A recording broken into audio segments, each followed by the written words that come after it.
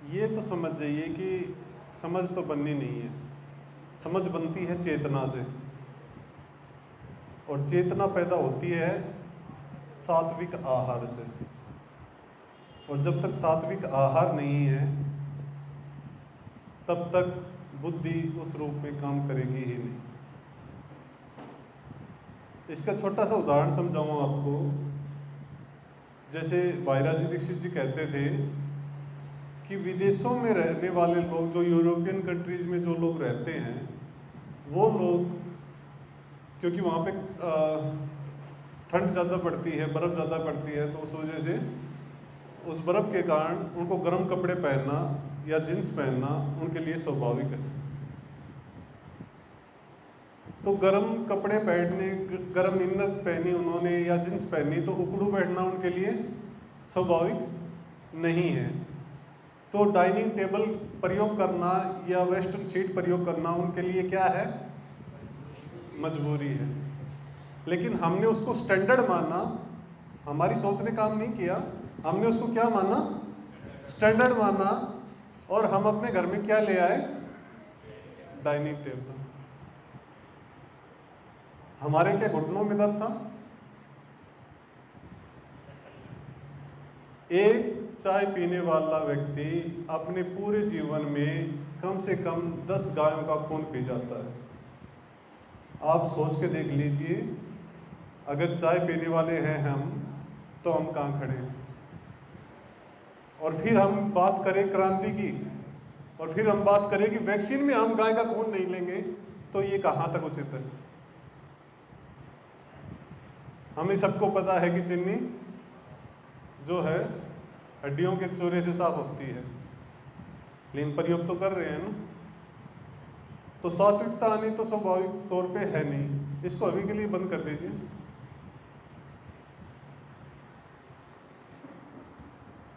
उन चीजों पे आयुर्वेद में, अब भाईराज दीक्षित जी को आप सभी ने सुन लिया है, तो उस पर क्या बताऊं और क्या ना बताऊं, एक तो मुझे समझ में नहीं आ रहा, क्योंकि वात पित्त कफ, ठीक। उससे पहले तो वर्मा जी का धन्यवाद, जो इन्होंने इतना अच्छा समझाया। भाई जी कह रहे थे कि पहले आप ले लेते सेशन, मैंने कहा नहीं, इन्हीं को सुन के मजा आ रहा है। सच्चाई बताऊं वर्मा जी आपको, मतलब हरियाणा में आके आपने गलती कर दी थी, वो तो मैनेजर साहब ने रोक लिया, वरना ये सारे के सारे 10-10 गाड़ियां निकलवाते आपसे लोन पे, जाने नहीं देते यहाँ से, और क्या साहब अकेले लड़ते। ये हरियाणा है। देखिए, भारत जो है ना, वो विभिन्नताओं का देश है। इस देश में विभिन्नताएं बहुत है। हम उत्तर भारत में रहते हैं, हम ठंडे क्षेत्र में रहते हैं, तो यहाँ पे कफ के रोगी अधिक मिलेंगे, कफ से संबंधित रोगी हमें अधिक मिलेंगे। हम सूखे क्षेत्र में जाएंगे, राजस्थान, गुजरात, महाराष्ट्र, तो वहाँ पे हमें पित्त के रोगी अधिक मिलेंगे। और जब हम उत्तर पूर्व से और दक्षिण भारत की ओर जाएंगे तो हमें वायु के रोगी अधिक मिलेंगे।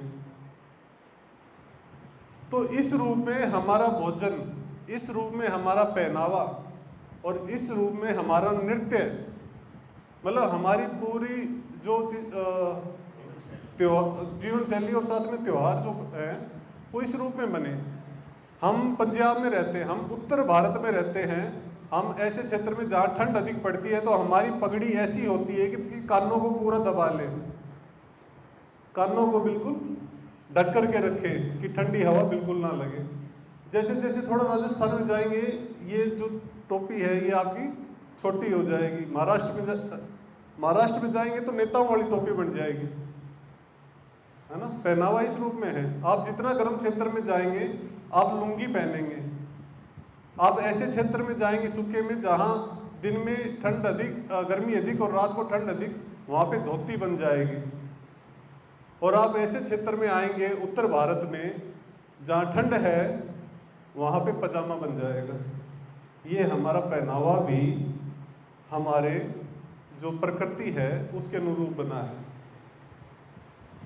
केवल पंजाब की महिलाओं महिलाएं सूट सलवार में कहते हैं ना कि चंडीगढ़ शहर की कुड़ी, मतलब पंजाब की महिलाएं ही क्यों सबसे अधिक सूटों का विकास जो है पंजाब में सबसे अधिक क्यों हुआ?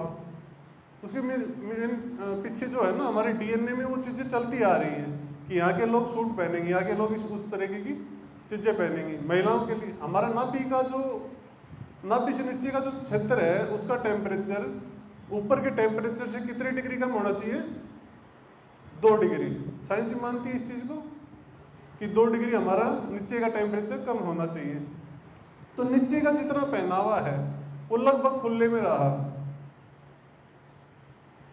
तो खुला पहनावा जितना पहनेंगे उतना अच्छा है।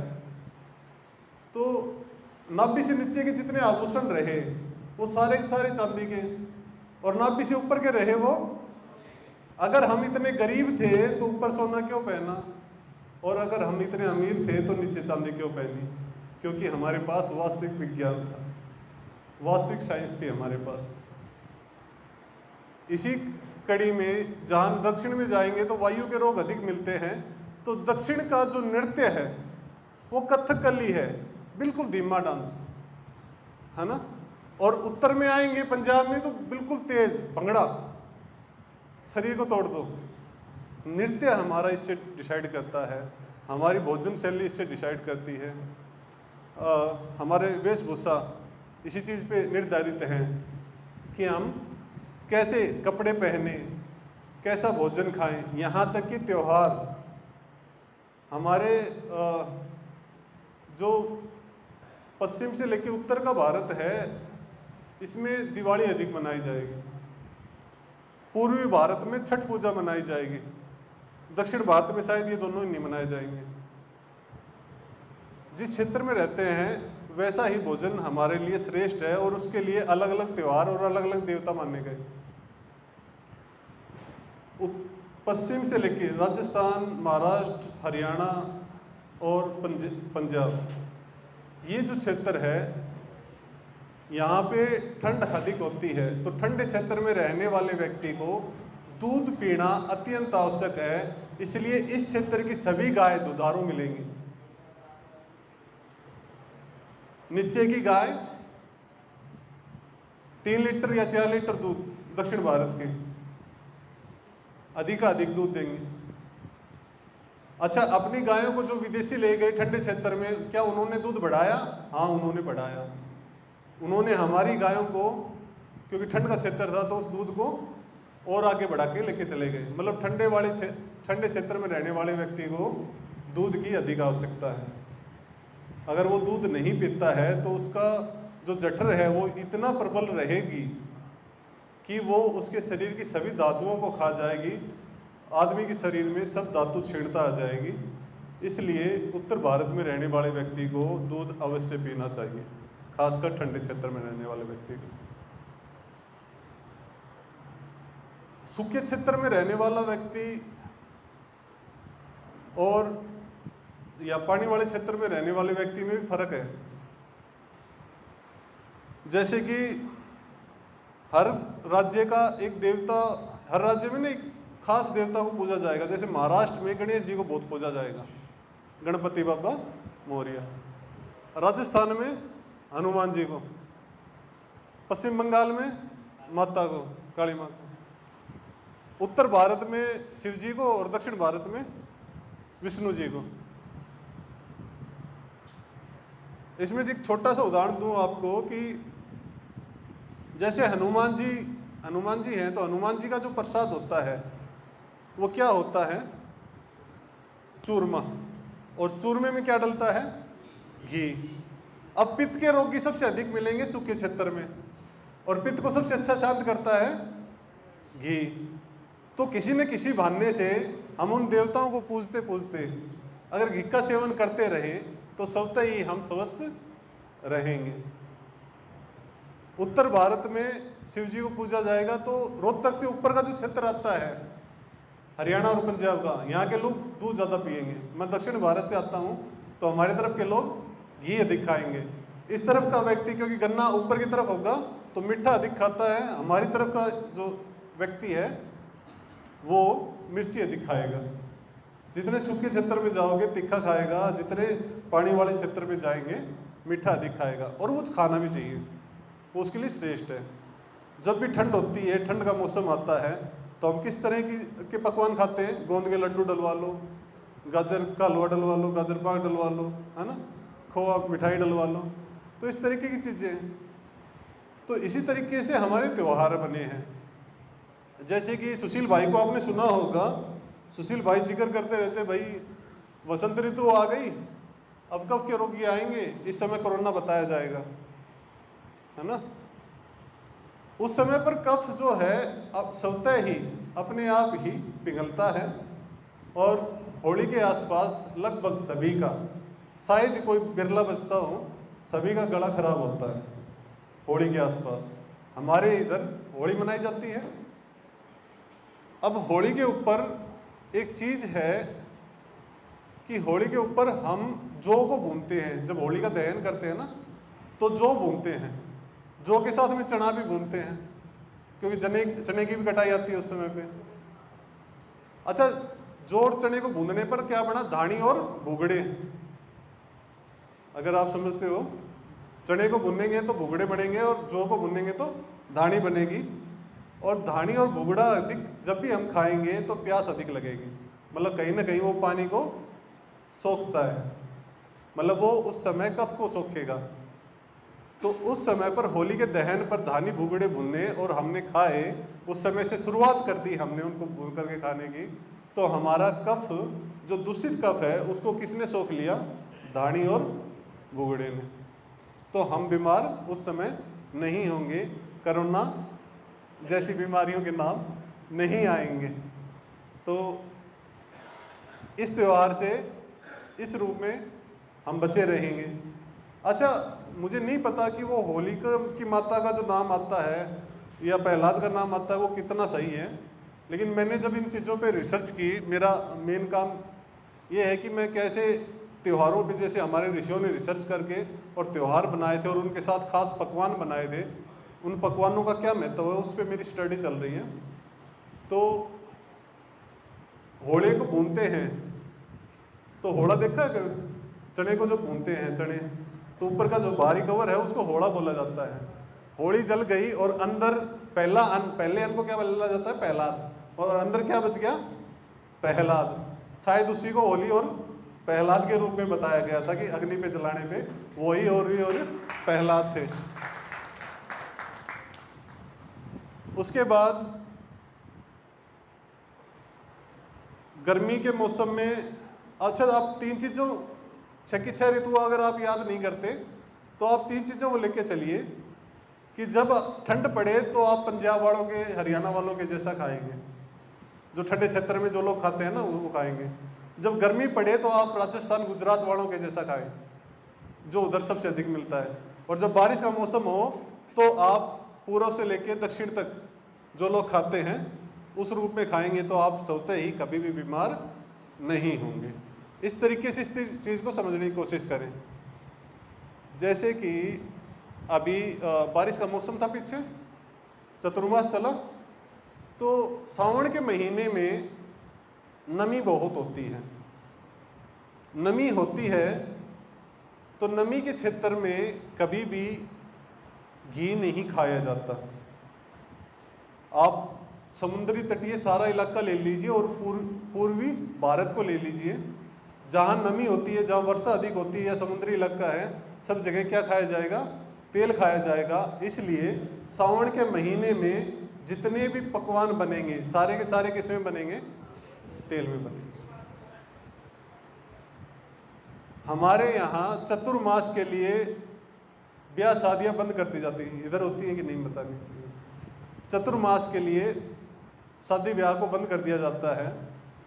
कार्तिक माह में देव उठनी का एक खास प्रोग्राम होता है, और देव उठनी से लेकर के और गुरु पूर्णिमा से थोड़ा पहले तक, गुरु पूर्णिमा से पहले तक ये प्रोग्राम चलता है, क्योंकि ये एक खास समय है जब आप ऐसा पकवान खा सकते हो जो पचने में भारी हो।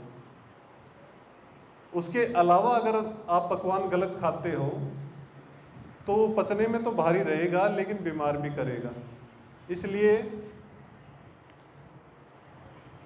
आप गर्मी जैसे ही गुरु पूर्णिमा आए तेल के पकवान शुरू कर दीजिए। जैसे ही सावन शुरू होता है उससे पहले दिन गुरु पूर्णिमा आती है, तो गुरु पूर्णिमा से तेल के पकवानों का खाना शुरू कर दीजिए, तो भी आप बीमार नहीं पड़ोगे।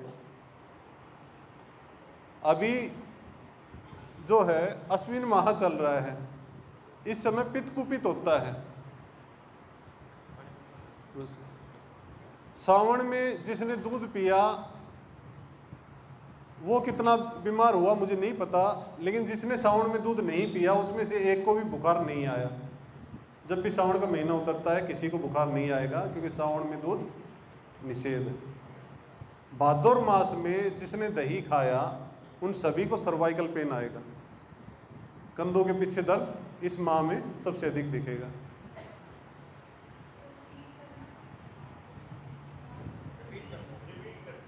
सावन में जिसने दूध पिया उसको पेट से संबंधित रोग, सावन से पहले आषाढ़ होता है, आषाढ़ और सावन इसमें सबसे ज्यादा शुगर के रोगी पैदा होते हैं। और आषाढ़ में प्रकृति व्यवस्था करती है हमारे लिए जामुन की।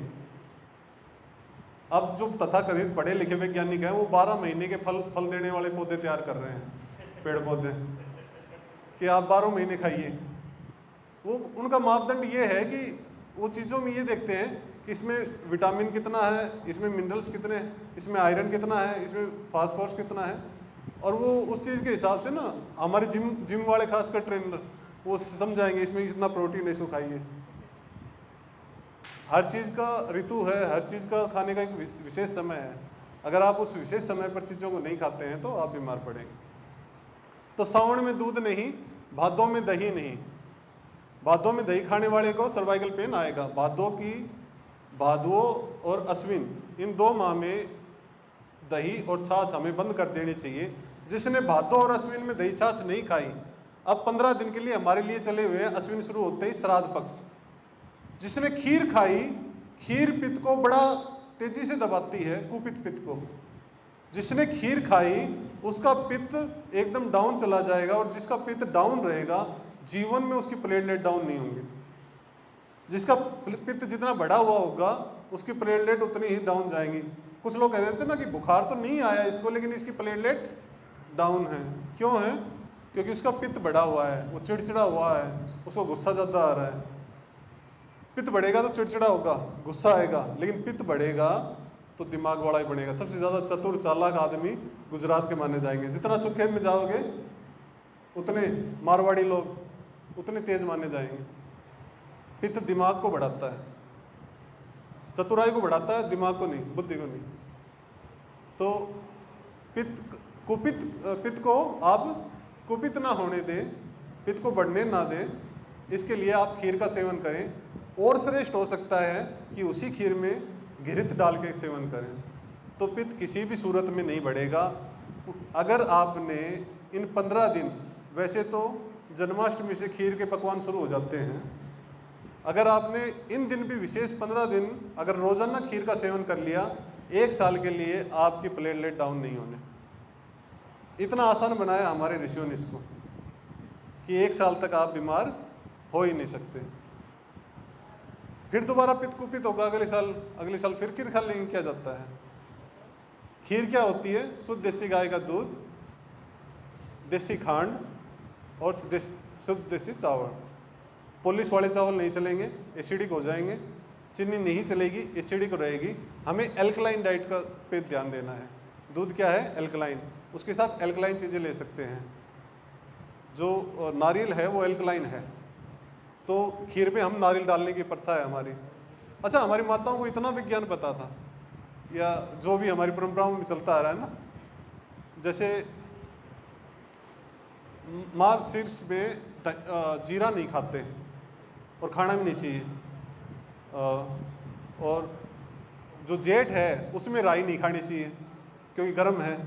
अच्छा, राई जब भी हम सर्दी में रायता बनाएंगे तो उसमें क्या डालेंगे? राई डालेंगे। और जब भी गर्मी में रायता बनाएंगे तो क्या डालेंगे? जीरा डालेंगे। इतना विज्ञान है उनके पास, इतना बड़ा विज्ञान है। क्या दिवाली के बाद का जो अगला माह आएगा वो माघ माह आएगा, माघ शीर्ष, उसके अंदर जीरा नहीं खाते। उसके बाद पौष आएगा, पौष में धनिया नहीं खाते, ठंडा रहता है।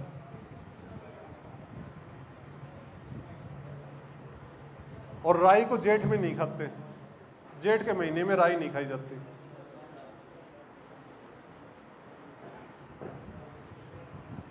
आज माताओं ने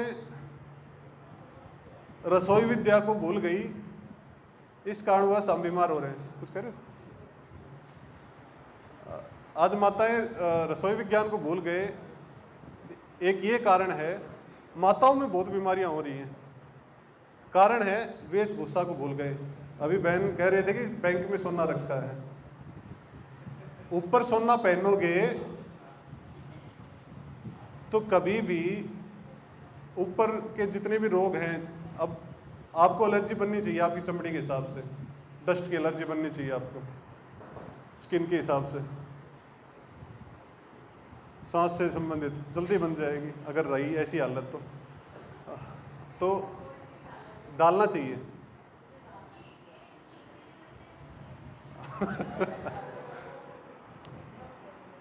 बहनें इतनी कमजोर भी नहीं रही।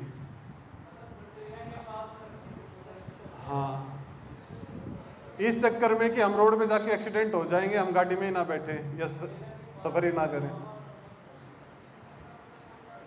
माताओं में, बहनों में सबसे अधिक जोड़ों के दर्द आ रहे हैं फिलहाल आज के समय में, और सबसे ज्यादा फास्ट कौन कर रही हैं? माताएं बहनें कर रही हैं। अजय, इतने फास्ट करने के बाद भी, इतने व्रत उपवास करने के बाद भी, व्रत और उपवास अलग अलग हैं। व्रत को उपवास मत समझना, शब्दों का चयन सही से किया कीजिए। उपवास होता है जो आप जिसको व्रत समझ रहे हैं, व्रत होता है कि मैंने व्रत ले लिया कि मैं आज से ये काम नहीं करूंगा, व्रत वो होता है। तो उपवास रख के व्रत लिया जाता था, इसलिए लोगों ने व्रत को ही उपवास मान लिया। पहले उपवास रखा जाता था, पहले खाली पेट रहा जाता था, पहले अपने आप को का शोधन किया जाता था, उसके बाद बोला जाता था कि मैं आज से ये व्रत लेता हूं कि मैं ये काम नहीं करूंगा, और वो करना आसान हो जाता था क्योंकि हमारी चेतना शक्ति बढ़ जाती थी, उसकी वजह से हमारे सद्गुण बढ़ जाते थे। तो इसको इस रूप में प्रयोग कीजिए। महिलाओं में सबसे अधिक लिकोरिया की समस्या आज नॉर्मल हो गई है, यूटीआई इन्फेक्शन नॉर्मल हो गया है, कमर में दर्द नॉर्मल हो गया है, पैरों में दर्द नॉर्मल हो गया है। दर्द की शिकारी सबसे अधिक, नाभि के नीचे कमरबंद बांधा जाता था, तागड़ी बोलते हैं, यहाँ पता नहीं क्या बोलते हैं, तागड़ी बोलते हैं। जितने वायु के क्षेत्र में जाओगे, जितने दक्षिण भारत में जाओगे, ये कमरबंद उतना ही बड़ा होता जाएगा, चौड़ा होता जाएगा। ये चांदी का कमरबंद उतना ही चौड़ा होता जाएगा और उतना ही अधिक आपको रोगों से बचाएगा।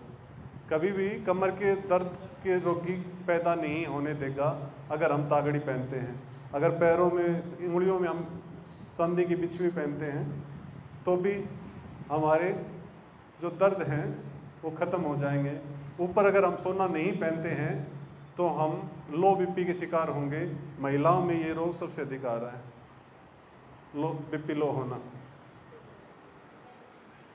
तो ऊपर सोना पहनना अत्यंत आवश्यक है। और पेट के लिए श्रेष्ठ क्या है? पेट किसके क्षेत्र में आता है? पित्त के क्षेत्र में। श्रेष्ठ क्या है पेट के लिए? तांबा।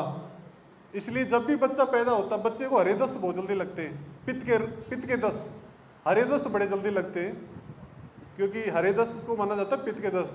तो बच्चे के लिए चांदी के आभूषण तो तैयार करवाए जाते हैं, क्योंकि उसको कफ को जमा के रखना है, पिघलाना नहीं है उस कफ को, उसको जमा के रखना है। क्योंकि 14 साल की उम्र से पहले सोना पहनना भी उचित नहीं है, इसलिए 13-14 साल की उम्र के बाद ही कन्या के कान बिंदे जाते थे। ये रहा है, उसको भी सोना पहनाओ, गले में पहनेंगे और कहाँ पहनेंगे?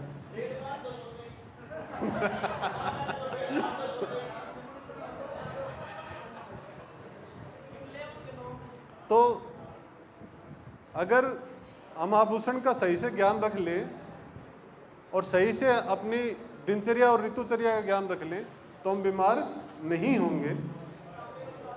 तांबे वाले तो तांबा पित्त को शांत करता है, तो तो बच्चे के लिए चांदी के आभूषण तो आते, लेकिन तांबे का एक चांद छोटा सा बन के आता और उसको इतना लंबा लटकाया जाता कि वो पेट तक पहुंचे। बाकी सारे छोटे कर देते, लेकिन उसको धागे के साथ इतना लंबा लटकाया जाता था कि वो पेट तक पहुंचे, आपकी नाभि तक पहुंचे। कितना श्रेष्ठ ज्ञान है उनके पास। और हम आज आधुनिक होकर के हम विचार कर रहे हैं कि हम विकसित हो गए, हम मरने की कगार पे हो गए। फिलहाल ये हालत है, ये बहुत बुरी हालत चल रही है हमारी इस ओर। तो ना तो हमें खाने पीने का कोई ज्ञान है, ना दिनचर्या का कोई ज्ञान है, ना ऋतुचर्या का हमें ज्ञान है कि कब क्या खाना है। इसलिए अब उत्तर भारत में भी मतलब लोग सांभर खाने लग गए। उत्तर भारत में भी लोग वो डोसा वगैरह खाने प्रयोग में लेने लग गए, इडली, मतलब पैसे में खरीद के खा रहे हैं बीमारी कि मुझे बीमार कर, जल्दी कर। अगर आप क्षेत्र के अनुरूप भोजन नहीं करते, अगर आप त्योहारों के अनुरूप भोजन नहीं करते, अगर आप ऋतु के अनुरूप भोजन नहीं करते, तो मान के चलिए कि आप बीमार होंगे। इससे उल्टा कर लीजिए, अगर आप ये सारे काम करते हो तो आप बीमार नहीं होंगे। हम ये सारी चीजें याद नहीं रख सकते थे, इस वजह से हमारे ऋषियों ने त्योहार बनाए। एक बार रात को सोने के टाइम और उठने के टाइम और किस टाइम शरीर का कौन सा काम कर रहा था वो अच्छा, बॉडी के बारे में। उसके लिए थोड़ा सा पहले यहाँ पर जब स्पीच चल रहा था तो रावण का जिक्र हो रहा था।